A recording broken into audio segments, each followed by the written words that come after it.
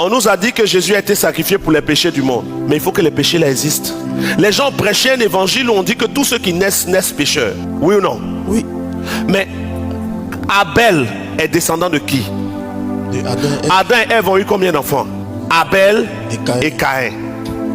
Mais qu'a-t-il écrit par rapport à Abel? Lis-moi le texte. Matthieu 23, verset 35. Matthieu 23, verset 35. Afin que retombe sur vous, Afin que retombe sur vous, c'est Jésus qui parle. tout le sang innocent. Tout le sang comment? Innocent. Donc le sang est quoi? Innocent sang. Le sang innocent.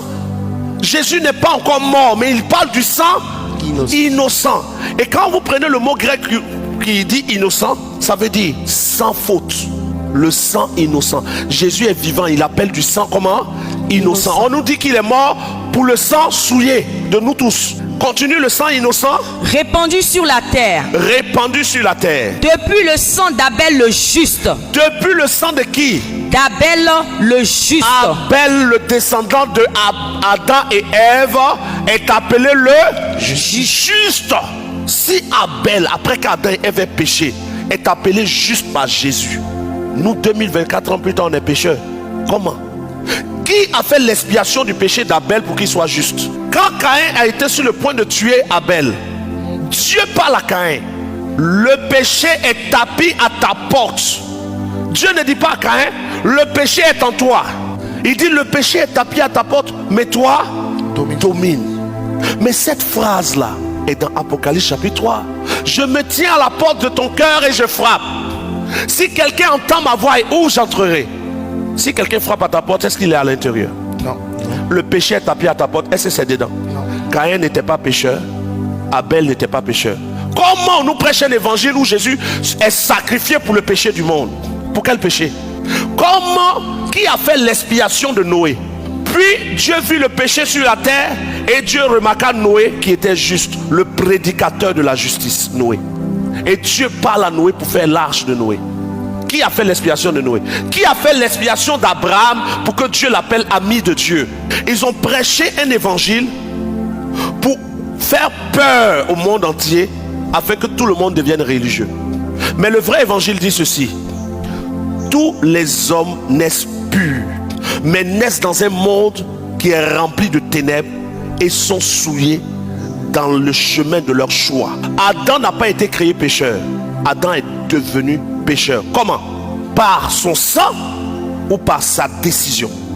Par sa décision. Si Adam, ayant fait un choix, a été appelé désobéissant, tout homme qui naît juste, et dans nos choix nous pouvons être désobéissants comme Adam qui a été désobéissant. Si Jésus vient mourir pour les péchés dans la chair du monde entier, que le péché est dans la chair, quelle était la chair de Satan quand il péchait? Hein? Il n'a pas de corps. Qui est le premier qui a péché? Satan. Celui qu'on a appelé Satan. Mais il avait un corps? Non. Mais donc le péché est où? Dans le corps ou dans l'esprit? Dans l'esprit. Dans la décision que nous prenons.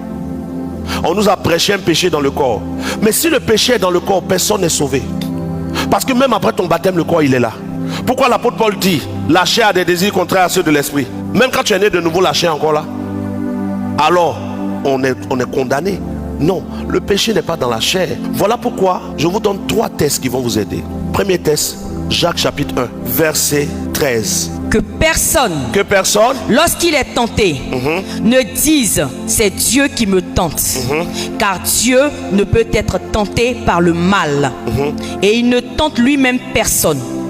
Mais chacun est tenté quand il est attiré et amorcé par sa propre convoitise. Puis la convoitise, lorsqu'elle a conçu, enfante le péché. Et le péché, étant consommé, produit la mort. Ne vous y trompez pas. Reprends la partie. Puis la convoitise, lorsqu'elle a conçu, enfante le péché.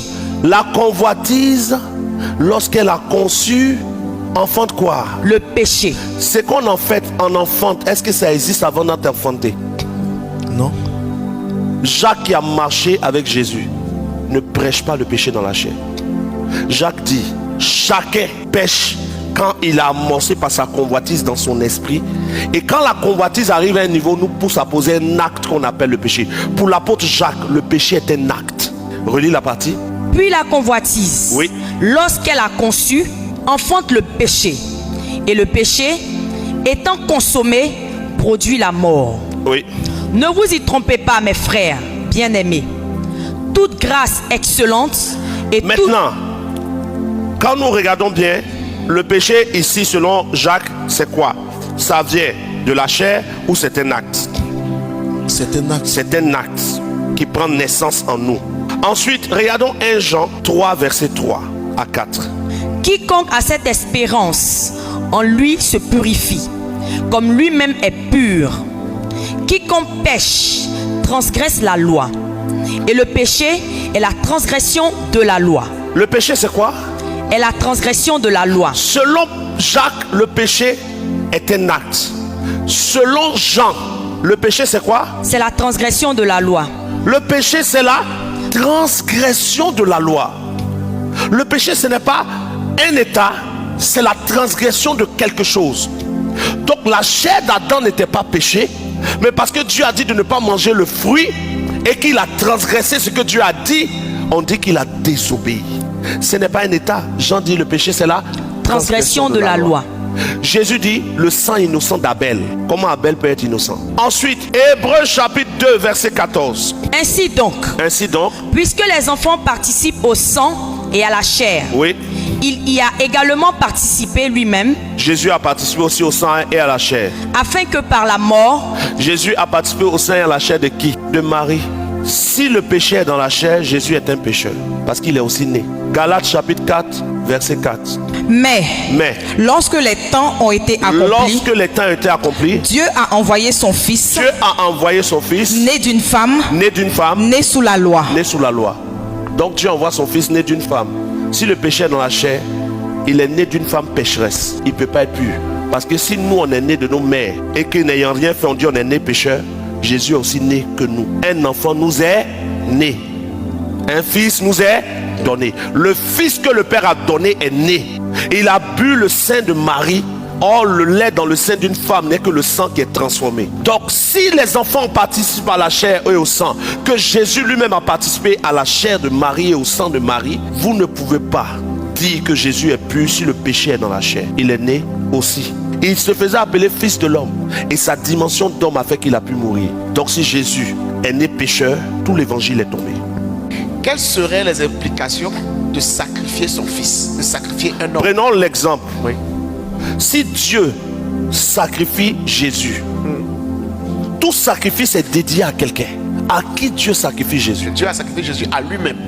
Comment Dieu sacrifie Jésus à lui-même? Pendant que dans le monde spirituel, il n'y a pas de sang. Les esprits ne saignent pas. Hébreux chapitre 10, verset 3. Mais le souvenir des péchés est renouvelé chaque année par ces sacrifices. Car, malgré les sacrifices, le souvenir des péchés ne quitte pas. Continue. Car il est impossible que le sang. Il est impossible que le sang des taureaux et des boucs ôte les péchés. Enlève les péchés. Mais pourtant, Israël a fait plein de sacrifices pour enlever les péchés. Le texte dit ça ne peut pas enlever le péché. Verset 5. C'est pourquoi Christ. C'est pourquoi, comme le sang là n'enlève pas les péchés, c'est pourquoi Christ, entrant dans le monde, dit tu n'as voulu. Tu n'as voulu ni sacrifice, ni offrande. Mais tu m'as formé un corps. Qu'est-ce qui enlève le péché? Jamais le sang. Pourquoi, quand Dieu a tant aimé le monde, il donne son Fils afin que quiconque croit en lui, on ne dit pas afin que quiconque croit en sa mort. Quand Jésus était vivant, il dit croyez en Dieu et croyez en moi. Il était vivant, il n'était pas mort. On dit le pardon des péchés serait prêché en son nom. Il dit ce ne sont pas ceux qui disent Seigneur, Seigneur qui rentreront dans le royaume des cieux, mais ceux-là qui font la volonté de mon Père qui m'a envoyé. Il n'a pas dit c'est ceux-là qui croient en ma mort et en mon sang. Vous prêchez un évangile qui n'a pas de base. Parce qu'on vous enseigne ça dans une école théologique. Joe, je ne suis pas théologien. Jésus n'est le sacrifice de personne. Matthieu chapitre 21, le Père a envoyé son Fils, c'est les méchants qui l'ont tué. Acte chapitre 2, vous avez tué Jésus, vous des impies, mais Dieu l'a ressuscité. Tu dis c'est Dieu qui l'a sacrifié. Pendant que Pierre prêche que c'est les méchants qui l'ont tué, toi tu dis c'est Dieu qui l'a tué. Dieu tue son Fils, c'est pour faire quoi?